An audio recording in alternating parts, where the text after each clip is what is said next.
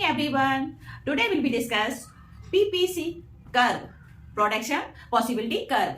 तो let's we started production possibility curve. First of all हम आपको इसकी मीनिंग के बारे में बताएंगे कि आखिर ये प्रोडक्शन पॉसिबिलिटी कर्व क्या है. तो let's we started production possibility frontier PPF refer to graphical representation of possible combination two goods that can be produce with given resources and technology. कि जो रिसोर्सेज हमारे हैं जो दिए गए हैं और जो टेक्नोलॉजी है उसी के अंदर हम प्रोडक्शन पॉसिबिलिटी कर्व का यूज करते हैं. और ये एक ग्राफिकल है, इसको ग्राफिकल रिप्रेजेंट किया जाता है. देन इसमें हम देखते हैं कि फर्स्ट एग्जम्पशंस क्या है. तो फर्स्ट एग्जम्पशन में आ जाएगा with help the resources only two goods can be produce. इसमें हम ओनली टू गुड्स को भी प्रोड्यूस करते हैं. सेकंड एग्जम्पशन है resources are fully efficient utilize. जो रिसोर्सेज हैं उनको हम फुली यूटिलाइज करते हैं. थर्ड पॉइंट है the amount of resources are fix what can be transform. कि जो हमारे रिसोर्सेज है वो एक लिमिटेड है और फिक्स है और उसी में हम किस तरह से जो ट्रांसफॉर्मेशन है वो करते हैं. दैट हमारा फोर्थ एग्जम्पशन है the level of technology is assume to be constant. जो भी हमने टेक्नोलॉजी का यूज किया है उसको हम कांस्टेंट मान के चलते हैं. ऐसा नहीं है कि हम टेक्नोलॉजी का ज्यादा यूज करें. तो कुछ एग्जम्पशन रखे गए हैं पीपीसी कर्व में, प्रोडक्शन पॉसिबिलिटी कर्व. इसके बहुत सारे सिनोनिम्स भी हैं. इसको हम प्रोडक्शन पॉसिबिलिटी फ्रंटर भी बोलते हैं और प्रोडक्शन पॉसिबिलिटी कर्व भी बोलते हैं. प्रोडक्शन ट्रांसफॉर्मेशन कर्व बोलते हैं. नेक्स्ट हम ट्रांसफॉर्मेशन फ्रंटर भी बोलते हैं इसको. और फिर प्रोडक्शन पॉसिबिलिटी बाउंड्री भी बोलते हैं. तो ये सारे आपको बच्चों नाम चेंज करके भी आ जाएगा, तो आप लोग घबराइए नहीं. क्योंकि इस तरह से क्या होता है पेपरों में बच्चों को कंफ्यूज करने के लिए उसके सिनोनिम डाल दिए जाते हैं. आपने तो सिंपल सा प्रोडक्शन पॉसिबिलिटी का समझ लिया, बट क्या होता है कि थोड़ा सा उसको टेक्निकल डालने के लिए उसके नाम चेंज कर देते हैं कि सिनोनिम डाल देते हैं. तो बच्चा कंफ्यूज हो जाता है कि आखिर हम किस तरह से करें. तो इसलिए आपको प्रोडक्शन पॉसिबिलिटी करके सिनोनिम भी जानना बहुत जरूरी है. दैट अब हम इस बताएंगे कि जो प्रोडक्शन पॉसिबिलिटी कर्व है इसको हम ग्राफिकल रिप्रेजेंट करते हैं और पॉसिबल जो हमारी गुड पॉसिबल क्या क्या बन सकती है उसको हम देखते हैं प्रोडक्शन पॉसिबिलिटी में. और टू गुड्स को इसमें दिया जाता है और गिवन रिसोर्सेज जो रिसोर्सेज दिए गए हैं हम उन्हीं को यूज करते हैं. अदरवाइज हम बाहर से रिसोर्सेज को नहीं ले सकते हैं. तो अच्छा, अब हमने जान लिया कि ये हमारा प्रोडक्शन पॉसिबिलिटी कर्व है. अब इस तरह से ये टेबल दी गई हुई है कि इसमें टेबल में पॉसिबिलिटी है 1 2 3 4 5 ABCDEFG. अब इसमें गन और बटर को दिया गया है कि गन अगर हम 21 गन खरीदेंगे तो हमको कितना जो बटर का हमें सेक्रीफाइस करना पड़ेगा. तो इस तरह से हम देखते हैं कि ये वाले 1 2 3 4 में जो ग्राफ के थ्रू हम समझा रहे हैं कि 1 2 3 4 में हम इसमें बटर को जस्टिफाई किया गया है. और ये हमारा क्या है गन, कि अगर हम गन 21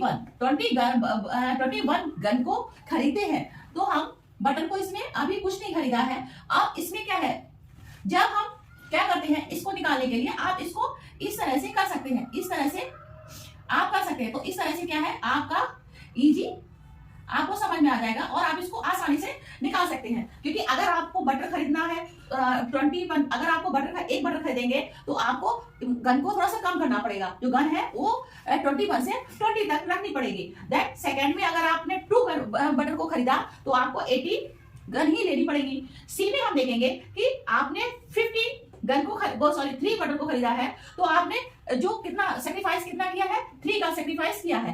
इसी तरह से हम देखते हैं कि 1 बाय 1 करके कि एक बटर को खरीदने के लिए हमें कितना गन का सेक्रीफाइस करना पड़ा है, 2 को खरीदने के लिए हमें 3 का सेक्रीफाइस करना पड़ा है और हमको 3 को खरीदने के लिए हमें 15 में से 3 का सेक्रीफाइस करना पड़ा है. और 4 को खरीदने के लिए हमने 4 का सेक्रीफाइस किया. तो इस तरह से हम क्या निकालते हैं एमओसी. एमओसी का मतलब क्या होता है मार्जिनल अपॉर्चुनिटी कॉस्ट, जिसको हम क्या बोलते हैं ये मार्जिनल अपॉर्चुनिटी कॉस्ट. कि हम अपॉर्चुनिटी कॉस्ट हमारी किस तरह से हम रेफर करेंगे. तो सबसे पहले हम समझेंगे कि मार्जिनल अपॉर्चुनिटी कॉस्ट क्या होती है. तो इसमें हम देखेंगे in refer the number of with commodity. अगर हम एक कमोडिटी को कम खरीदेंगे या ज्यादा सेक्रीफाइस करेंगे तो giving the additional unit other commodity हमें दूसरी कमोडिटी में ऐड करना पड़ेगा, एडिशन होगी. और हम सेक्रीफाइस किसको करेंगे, हम पहले वाली जो गन है इसको हम सेक्रीफाइस करेंगे. तो इस तरह से बच्चे हम देखेंगे कि एक सेक्रीफाइस करने से हमको इसमें थोड़ा सा कम करना पड़ रहा है. क्योंकि हमने आपको पहले ही बताया कि जो हमारे रिसोर्सेज है वो लिमिटेड है और एक फिक्स रिसोर्सेज को रखा गया है. जिसमें हम देखते हैं कि रिसोर्सेज फिक्स है बट ट्रांसफॉर्मेट कि हम इसको रिसोर्सेज को किस तरह से यूटिलाइज करें. ठीक है। अच्छा, ये तो हो गया मार्जिनल अपॉर्चुनिटी कॉस्ट। अच्छा, अब अपॉर्चुनिटी कॉस्ट में क्या होता है? अपॉर्चुनिटी कॉस्ट को हम समझेंगे कि is the cost of opportunity cost is the cost of unit best alternate for given, कि हमें जो बेस्ट अल्टरनेट लगेगा हम उसी को खरीदेंगे। जैसे कि बच्चों फॉर एग्जांपल हम देखते हैं कि आपकी एक जॉब लगी है, वहां पे आपको 50,000 रुपए मिल रहा है और एक और ऑफर आया, उस आप जॉब आपने कर ली, देन आपको एक अपॉर्चुनिटी कॉस्ट 20,000 रुपए का ऑफर आया, तो आप क्या करेंगे? आप 15,000 है उससे क्या करेंगे? उसको रिप्लेस करके आप 20,000 पर चले जाएंगे। तो इस तरह से क्या होती है कि जहां आपको अपॉर्चुनिटी अच्छी मिलती है वहां भी आप शिफ्ट हो जाते हैं।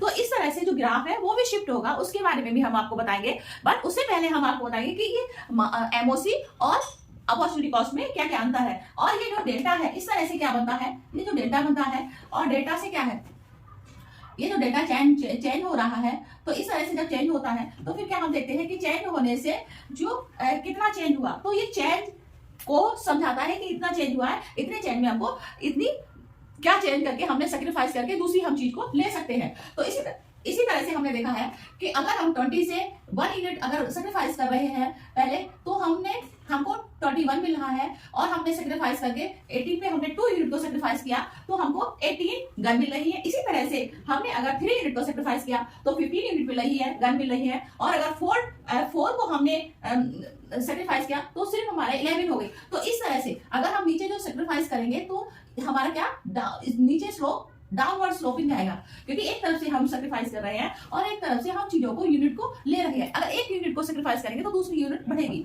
तो इस तरह से इसका जो स्लोप है, जो पीपीसी कर्व का स्लोप है वो डाउनवर्ड स्लोप कहलाता है और इसीलिए पीपीसी कर्व को डाउनवर्ड स्लोप माना जाता है। तो इस तरह से बच्चों हमने आपको बताया कि ये जो पीपीसी कर्व है एक ग्राफिकल है और पॉसिबल जो गुड्स है वो पॉसिबल 2 गुड्स को लिया जाता है और हम गिवन रिसोर्सेज, इसमें जो रिसोर्सेज दिए गए हैं उसी रिसोर्सेज के अंदर हम चीज को लेते हैं। जैसे कि अगर हम यहाँ से अगर यहाँ चले जाएंगे, अगर यहाँ पे हम चीज को पाना चाहें या हम यहाँ पे पाना चाहें तो यहाँ पे हम देखेंगे यहाँ पे आपने फुली जो रिसोर्सेज है फुली रिसोर्सेज का यूज नहीं किया। और अगर यहाँ पे आ जाएगा तो अनअटेबल का मतलब है कि यहाँ पर हम रिसोर्सेज को नहीं दे सकते हैं, क्योंकि यहाँ पे रिसोर्स करेंगे तो मेरे पास रिसोर्सेज ऑलरेडी फिक्स है, अदरवाइज हम इन रिसोर्सेज को नहीं ले सकते। अगर लेंगे तो वो हमारी पॉसिबिलिटी जो हम, जैसे सपोज कीजिए आपके पास 1 लाख रुपए है और उस 1 लाख में आपको खर्च करना है और आप चाहोगे हम 2 लाख रुपए को खर्च करें, तो ऐसा नहीं हो सकता। अगर ऐसा करेंगे तो बहुत सारी आपको चीजें फेस करनी पड़ेगी, या तो आपको बोरो करना पड़ेगा, तो ये हम नहीं कर सकते हैं। इसलिए इसमें ये दिखाया जाता है कि जो हमारे गुड्स है, रिसोर्सेज है वो लिमिटेड है। सब इसमें हम एग्जाम्पल में ये भी ले सकते हैं, किसी के यहाँ शादी है, ठीक है, शादी है, उसने ऑर्डर दिया है कि हमको 2 कुंटल लड्डू बना दीजिए। अब लड्डू बनाने में क्या है, उन्होंने कहा ठीक है हम बना देंगे, ठीक है।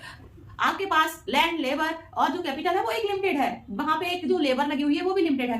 फिर आप सेकंड डे आके कह रहे हैं कि नहीं आप मुझे कल तक 3 कुंटल दे दीजिए। आप पॉसिबल नहीं कर सकते, क्योंकि आप रिसोर्सेज को कहां से लाएंगे। चलिए आप रिसोर्सेज ले भी है कहीं से, लेबर थोड़ा बहुत कर भी ली, लेकिन उसको बनाने में टाइम लगता है। कोई भी चीज हम प्रोड्यूस करते हैं तो प्रोड्यूस करने में टाइम लगता है, तुरंत कोई चीज नहीं बनती है। तो इसलिए अगर हम यहाँ पे जाएंगे तो बहुत सारी चीजें फेस करनी पड़ेगी। अगर हमारा जो एक यहाँ पर आ जाएगा, ये अगर इधर आ जाएगी तो प्रॉब्लम ये है कि जो फुल रिसोर्सेज है, क्योंकि जो एग्जाम्पल पे रखा गया है कि हमें जो रिसोर्सेज है वो हमको फुली क्या करने पड़ेंगे कि यूटिलाइज एफिशिएंट और फुली की जो रिसोर्सेज हैं हमें उनको फुली